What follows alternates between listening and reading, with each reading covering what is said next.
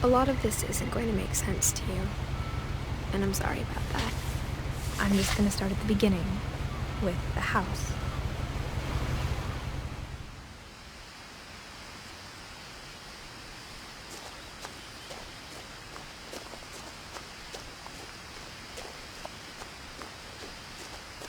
I lived here until I was 11, but I wasn't allowed inside half the rooms.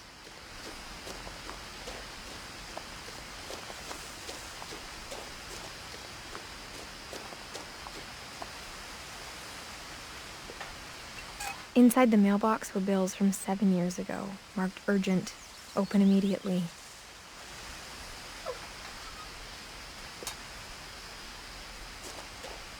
I hadn't been back since my brother Lewis's funeral.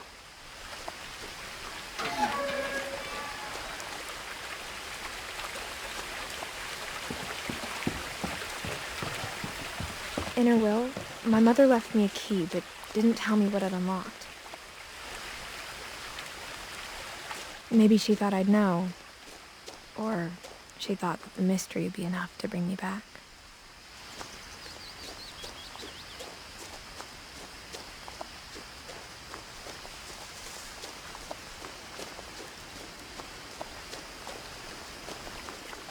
The truth is, even after I inherited the house, I never thought I'd come back to it.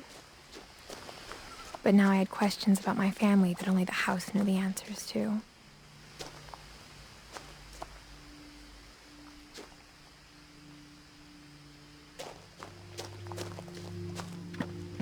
The woods around the house have always been uncomfortably silent, as if they're about to say something but never do.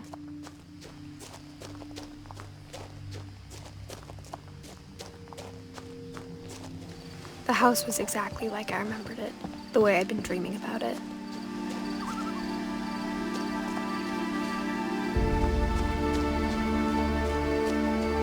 As a child, the house made me uncomfortable in a way I couldn't put into words.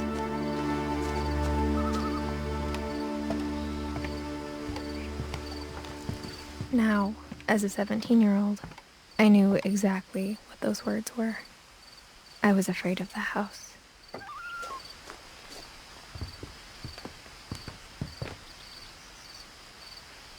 I hoped the key might unlock the front door. It didn't.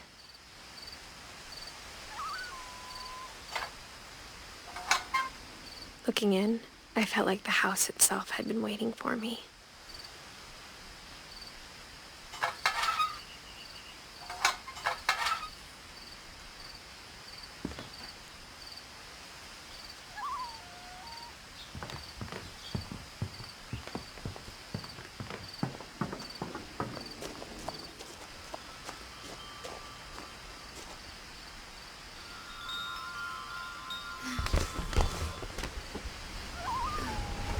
Crawling through the doggy door used to be a lot easier when I was 11.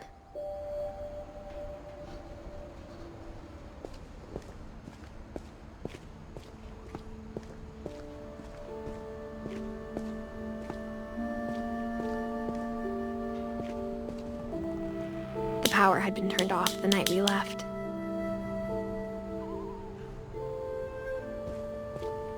For the first time in years, I felt like I was home.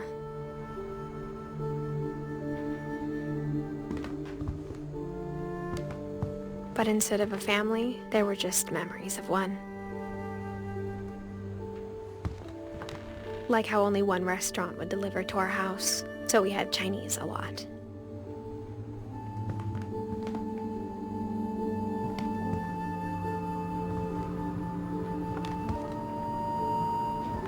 Or how after Lewis started working at the cannery, we all got sick of eating salmon. Except our cat, Molly.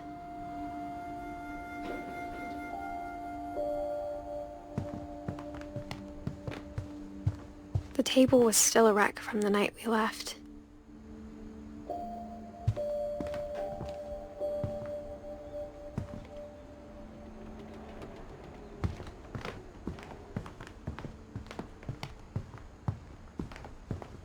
Nothing in the house looked abnormal.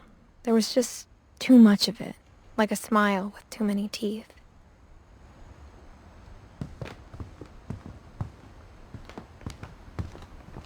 Even the fireplace had a story. Edie told me the bricks came from the original house, after it sank.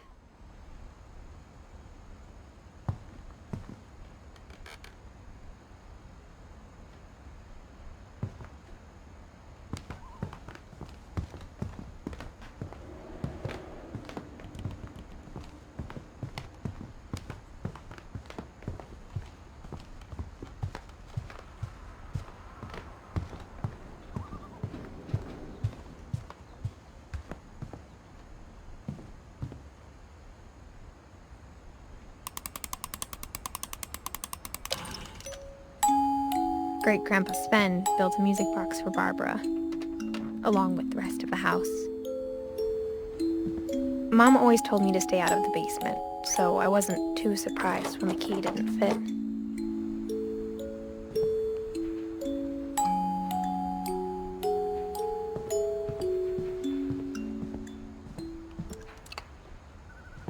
My mom wasn't much of an optimist, but she never stopped believing that my brother Milton was alive.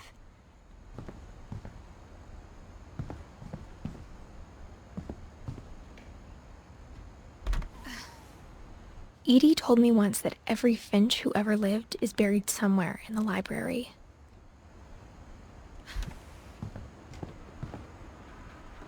A lot of things got left behind in the whirlwind of that last night.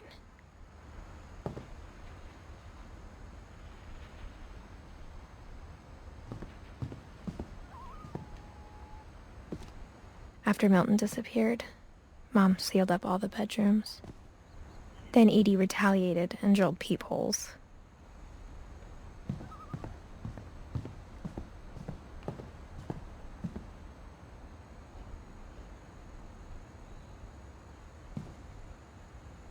Edie's father Odin built the original house.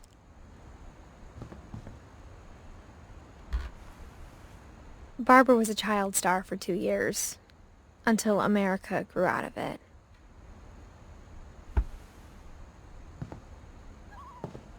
Whenever people ask me about my family, the first thing they always want to know about is Barbara.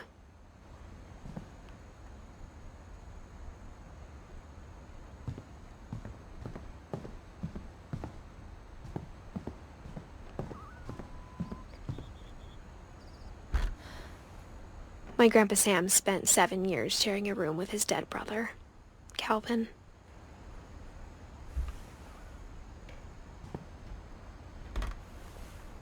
As a kid, I just assumed every house had peepholes and sealed rooms you weren't allowed inside of.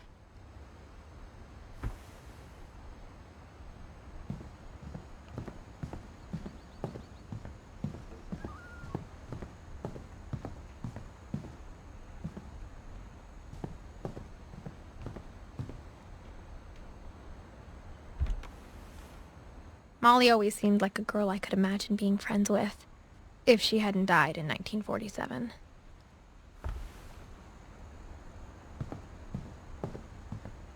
I spent a lot of time playing in Great Uncle Walter's room. Lewis told me there were secret passages, but I never believed him.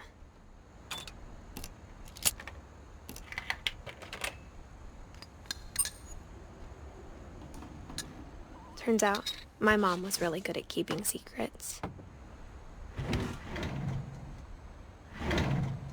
Now it was time to find out what my mom had been afraid of.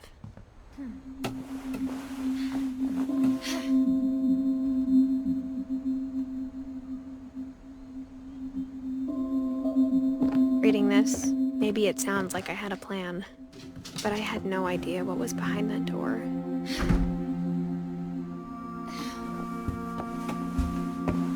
Just like I had no idea where all this was gonna lead.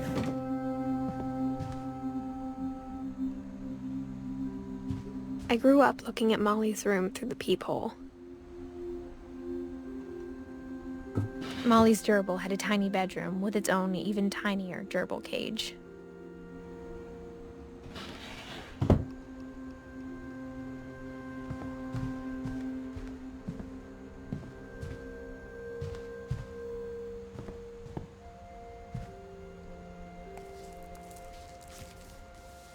December 13th, 1947.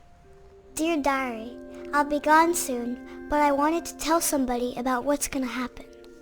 It started when Mom sent me to bed without dinner. I woke up and I was starving, so I looked around for something to eat. The gerbil food was dry, but I didn't mind it.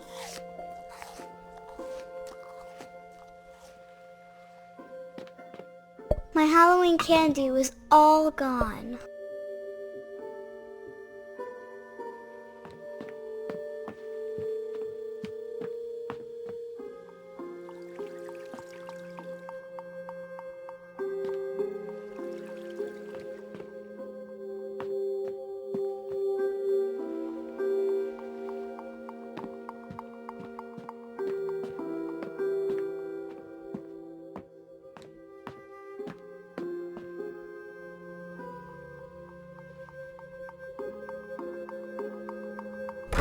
Mom, can I come out now?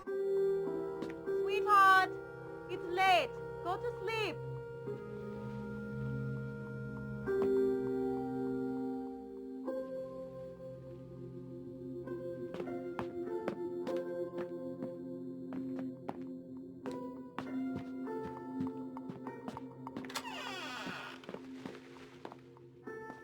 I kept eating and eating.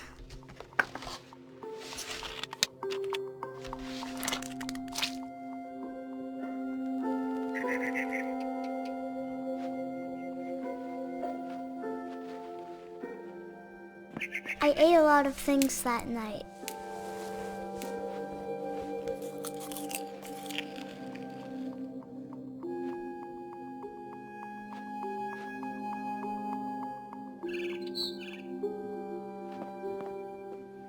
Then I heard chirping outside my window.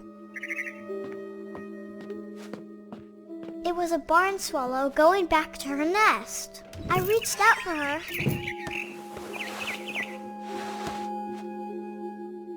And suddenly, I was a cat.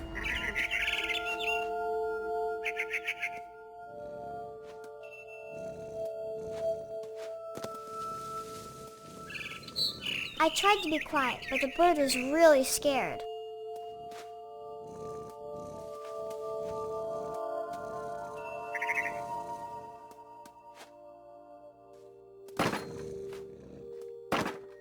Now I was up in the big tree. I promised Dad I wouldn't climb it anymore. All I cared about was eating that mama bird.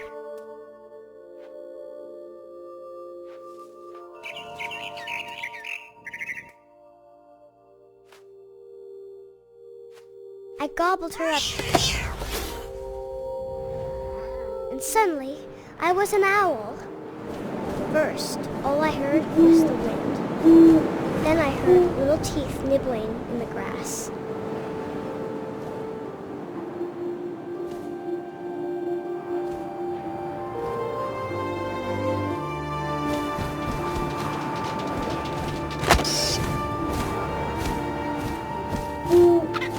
I imagined his face looking up and seeing mine through my talons. I swallowed him up, and I didn't chew one bit. Then I flew off to find something bigger.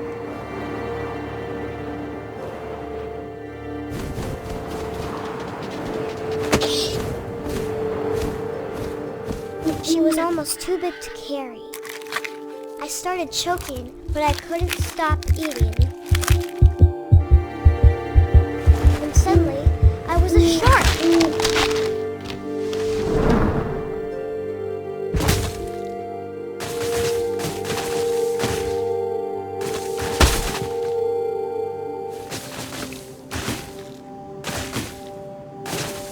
I rolled off a cliff and into the ocean.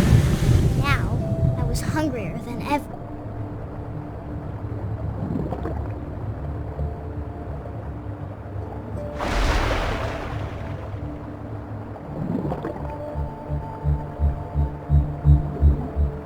I wanted fat, juicy seeds.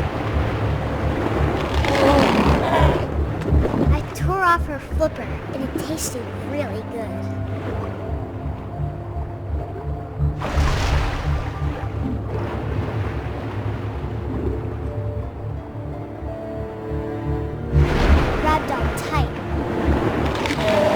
so hungry, I jumped out of the water.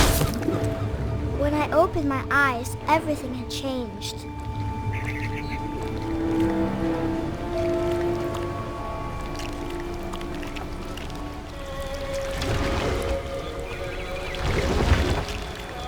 Now I was a monster, and I smelled people everywhere.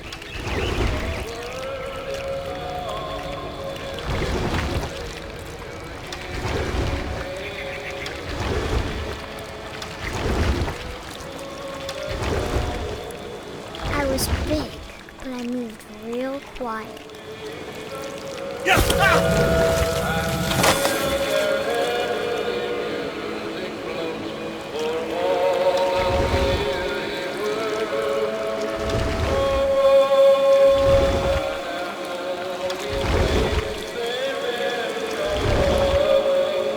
I wanted to stop, but also I didn't.